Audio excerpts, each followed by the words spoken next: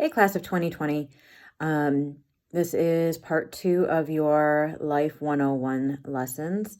I'm very impressed so far with everything that you guys have been doing during this time. I know this is not how you're used to doing school. It's not how I'm used to doing school either. I really do miss the engagement of being with you guys in class every day, your questions, the energy. I really do miss all of you guys, and I really miss the class periods. But the work that you guys have been doing since we've been doing the distance learning, from the enrichment activities to completing the Life 101 lessons, even when you guys really don't have to. You're really impressing me a lot, and I'm really proud of you guys. So here's week 2 of Life 101, and I hope you're ready for it.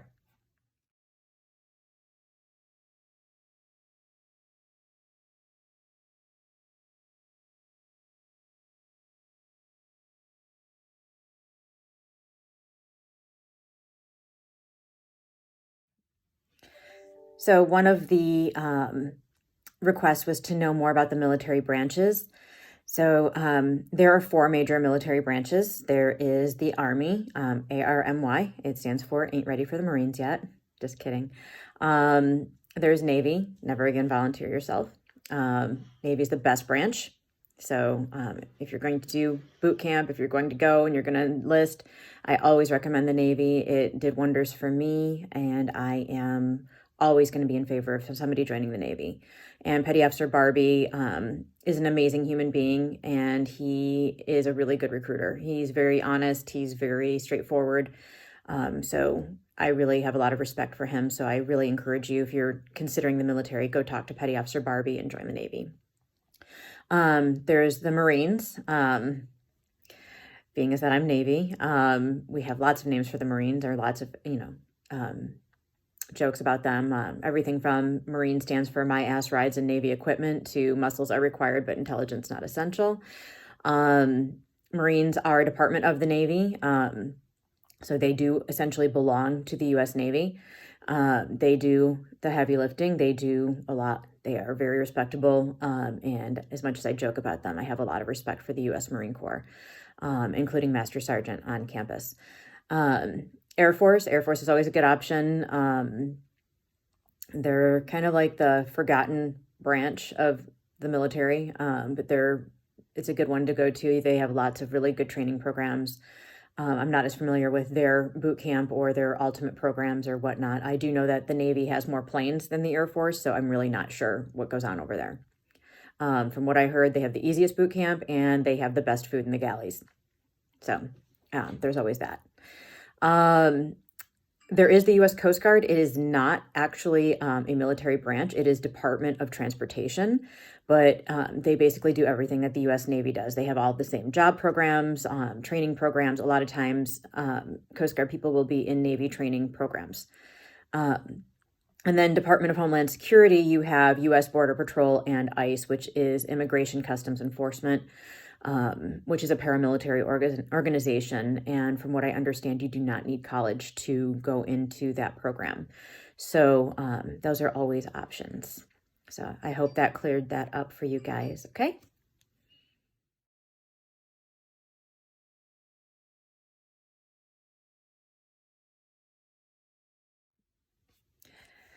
College life. I know Gracie talked a lot about it. She's a freshman in college, and I know she had a lot to say. I can honestly say that college life is a ton of fun. I went after getting out of the military, so I was a little bit older when I started college. But it's really amazing. If you are nervous about continuing education because maybe school wasn't your thing, I was not a great high school student. I did not enjoy high school. We've talked about that before, what my thoughts were on that. But college is different because, one, you're taking classes you're interested in. So it's not like you're taking a bunch of stuff that you don't really feel like you need. I mean, you do have your prerequisites, which can be tedious. But overall, you pick the classes. Even your prerequisites, you can choose what type of English you want to take. You can choose what kind of math you want to take, what kind of other electives that they make you take. You get to kind of pick. On top of that, you have different living arrangements that you can do. You can live on campus, you can rent an apartment. There's always parties. I know a lot of you guys are probably interested in that part of it. A lot of that is pretty accurate, what you see in, TV, movies, whatever. College parties are a part of life. They're a lot of fun. And then, like I said, your classes, you get to pick them.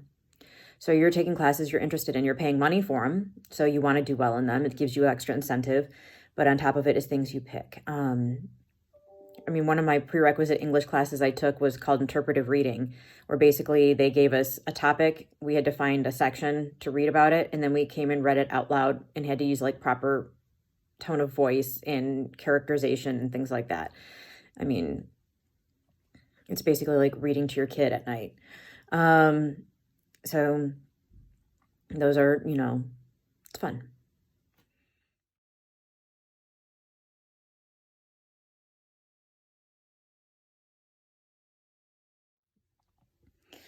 Student loans. So student loans are a reality. They are not always something you look forward to having. And I know some of you, that's kind of a detractor for you even to pursue further education. But here's the deal. They do suck. I hate them. I have about $85,000 in student loan debt because of the amount of schooling that I have. There are jobs and careers out there that allow for student loan forgiveness. For example, being a teacher, that falls under the Public Service Student Loan Forgiveness Program. So things like police officer, teacher, working for a nonprofit. Those are jobs that allow for the Public Service Forgiveness Program. So if you make 120 payments, which is 10 years of consecutive payments, they will forgive whatever the balance is. There's grants, there's GI Bills, there's scholarships, there's things like that that can mitigate you taking out student loans. But for many of us, that's not the case. I had GI Bill on top of my student loans, but my GI Bill program that I had is different than what they offer now. So I didn't have the same program. So the GI Bill they have now is way more lucrative. There's income-based repayment programs, everything from what they call the straight up income-based repayment program, where your payment is only a small percentage of what it would normally would be because of what you make. There's also graduated repayment programs where you start with a really small payment and then it gets bigger as you go. So I do an income-based repayment program. I've done deferments and forbearances, which is why my loans are now at $85,000, because they still do accrue interest, even though you're in forbearance or deferment. And what a forbearance or deferment is that you basically claim hardship and say you don't have the money to make your payments, and they tell you, okay, cool, you're just going to get your, you don't have to make the payment. We're not going to fine you or, garnish your wages or anything. We're just going to tack on interest and keep going. And then, you reevaluate every year after that.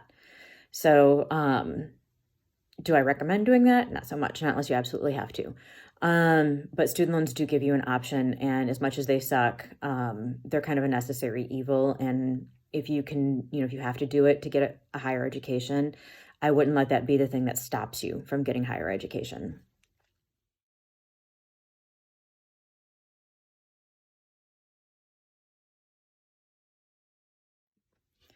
All right, go where you need in college. I really wasn't sure what was meant by that. They're maps, so you can use the maps for campus. If it was talking about taking classes, what you would do in that position is you have an advisor, and you meet with that advisor at the beginning of every academic year, and they look at where your credits are, what you need, what's your degree program. Each degree program has a different advisor. You have a general requirements advisor who you meet with when you first start, and then once you figure out what your major is going to be and you start taking those classes, you'll meet with your advisor in that department. And they'll take you where you need. They'll tell you what classes, how many more you need to go. I recommend meet with your advisor, meet with them often, especially if you plan on making changes to your schedule, dropping classes, adding classes, changing your major. So maps and advisors.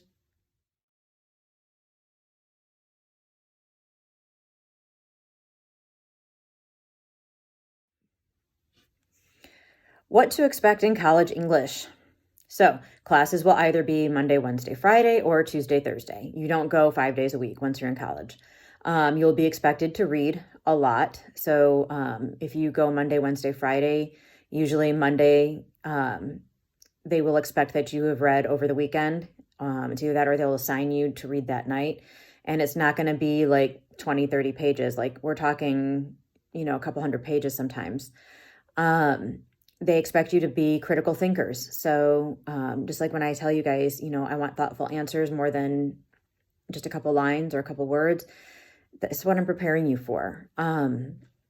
They really want you to pick apart things and think critically and have your own opinions. And they don't want you to just agree with your friend. They don't want you to just agree with the teacher. They want you to say what your opinion is and be able to back that up with what you read. And your essays and your papers, again, I don't want this to intimidate you from going forward with it because you'll get the hang of it. You really will. They're going to say, 5 pages, not 5 paragraphs. And they're going to definitely want you to have the ability to back up your thoughts with evidence. They're going to want you to have that works cited page. You need to be able to do those things and be proficient with those. And that's why, for those of you who are going on to college, that's why I drilled that a lot with you guys, because they really want to see that when you get to college.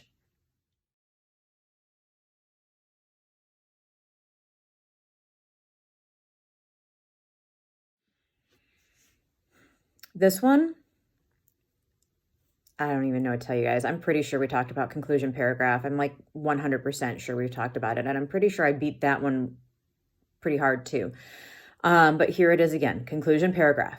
Your very first sentence, you're going to refer to your hook. Whatever that hook was, you're going to refer to it. If it was a question, you're going to answer the question. If it was a famous quote, you're going to make a response to that famous quote.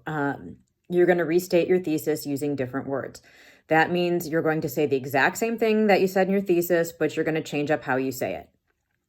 After that, you're going to summarize your body paragraphs. And if you did a 5-paragraph essay, like 1 to 2 sentences to sum it up. If you're doing a 5-page paper, those sentences might take a few more sentences. It might be like 5 sentences to summarize. And then you're going to have a final statement. That final statement is basically telling everybody what should now be known because we read your paper. And it can be kind of a mic drop moment. You can be snarky with it. You can be, you can be firm in it. You can, you set the tone. So that's your conclusion paragraph for the gazillionth time.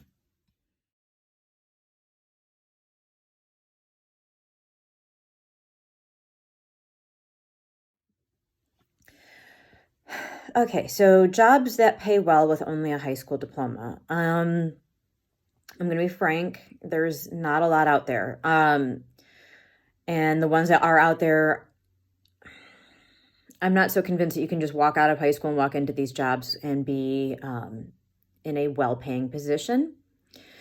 So I'm not really sure with what I researched this a little bit for this lecture. I'm not really sure that these jobs, it doesn't really say when I look this up, what their training was to do these jobs. Like I said, I'm pretty convinced that you don't just walk out of high school and walk into the job. I'm pretty sure they either have apprentice programs or they may have like a training program or a trade school that you are going to be expected to go to. But there's like wind turbine technician, there's plumber, maintenance and repair, medical records, electrician, solar installation, cook, dispatcher, working at the post office, insurance sales. So your best bet is to kind of look at what you're interested in, if there's any of those, or just do a search on your own. I know one of the searches came up with like gravedigger.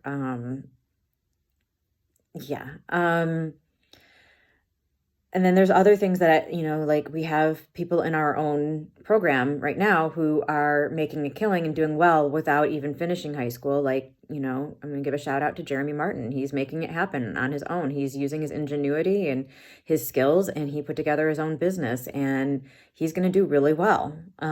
He's already making a name for himself out there. So just think about what it is you want to do and just go do it. There's nothing holding you back. So if going to school and going to college or joining the military just isn't your thing, it's okay. Put some thought into it. Do that find your grind thing if you haven't already done it, and look at the lifestyle you want to live. What kind of lifestyle? Where do you want to spend your time? What do you want to do? What's your passion? Live for that. Don't live for the expectations of others. So that's my 2 cents on that.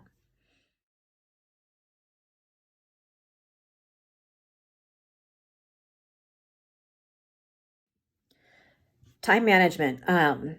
That is, it's a struggle for a lot of people. For me, it's a struggle. For a lot of people, it's a struggle. Especially now, right now, everything is completely weird. And, we don't really have, like, I don't have to be at the school at 7:45. Neither do you. So not having that has been a little harder, and it's been kind of a challenge for me, and I know it probably is for you guys. Time blocking is a huge skill, and if you can master it, by all means do it. My wife's branch manager is big on time management and time blocking. She has every minute of every day scheduled out, and that's including when she goes home. And it's kind of cute because her 11-year-old son is doing it too. And he has his time that he wakes up, his time that he takes care of his pets, his time that he eats his breakfast and does his exercising, and then his time that he does his schoolwork. And it's like all blocked out. And it's really impressive that he's 11 and he does that. I've been attempting to do it during our quarantine times. So I have attached an article for you guys to read about, and I think it has some apps in there that you can use for it. I do it on paper. I just write down, what it is I need to do and how much time I'm allotting myself every day to do it. And it keeps me focused. So I know, from 8 to 9, I'm doing my workouts, and from 9 to 10, I'm taking my shower and getting dressed and ready for the day. And then from 10 to 11, I'm grading papers. From 11 to 12, I'm planning for the next week, and, lunch from 12 to 1. When it comes to doing time management, you need to take a serious look at what it is you need to do every day. And then you might have to make some adjustments to your life and how you do it. You might have to get up earlier. You might have to stay up later. But what you need to consider and break down is, what are all the things you need to accomplish each day, each week, each month? Sometimes for some people, I know it's beneficial that they set alarms and they label those alarms, so they know, when that alarm goes off, they have to go to the next task, and that whatever they didn't finish, they'll have to continue the next time that that's scheduled. So make a plan, set alarms, and stick with it. That is the best way you can do it. All right, so let's talk about your assignments for this coming week. I do want to reiterate to you guys to please make sure when you're turning in assignments that you're checking your feedback. I believe the feedback on Canvas for you guys, when you go to your dashboard for Canvas, it's like in the lower right-hand corner, and it'll tell you that you have feedback, and then you can click on it and it'll take you to the assignment, and it'll show you the feedback that I've given you. So let's talk about what we got coming up this week.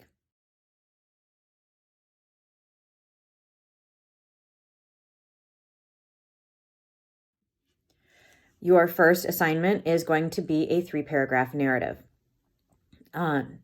Paragraph 1, what is your goal? And it's okay if you don't have one yet. I know I talk about that a lot. If you don't have one yet, that's fine. I'm not trying to pressure you to come up with something just to have something. If you don't have one yet, talk about why you're unsure. Talk about what's kind of holding you back from making a decision. Paragraph 2 is, what do you need to do to get to your goal? Is it trade school? Is it college? Is it boot camp? If you don't know what your goal is, what do you think you need to do to get to your goal, to find something that you're going to want to do or interested in? Maybe it's that you need to go out there and try a few career paths, a few jobs. And then paragraph 3, what challenges do you face? And that generic to both having a goal and not having a goal. What are your challenges to get to your goals? What are your challenges to obtaining the things that you want to obtain in life? So that's your first assignment.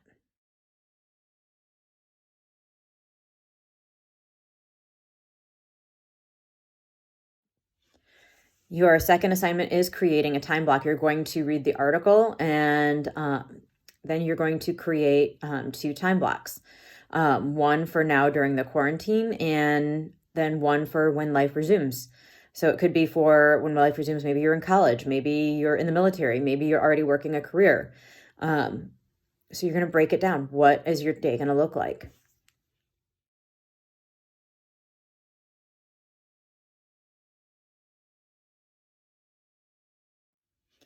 And then your third assignment is go back through the assignments that I've given you and look at the feedback I've given you. For the last week, it could be the application or your request letter for a letter of recommendation. What are those edits that I request or that I recommended? Do those edits and resubmit. And again, make sure you're checking feedback. That is going to be the best way for me to teach you right now because I don't have you in class every day to ask questions. You can also email me at any time or respond here on Canvas, okay? Again, you guys, I miss the heck out of you. Even you, third period. You guys drove me crazy, but I miss you. I miss the energy.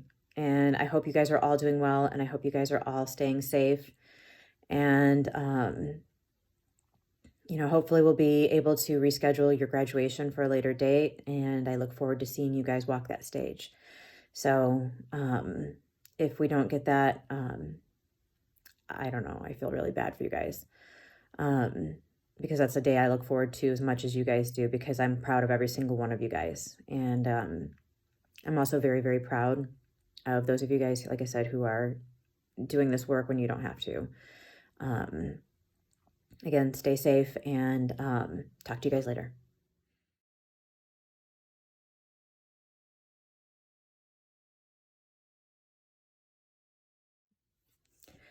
Hey, class of 12.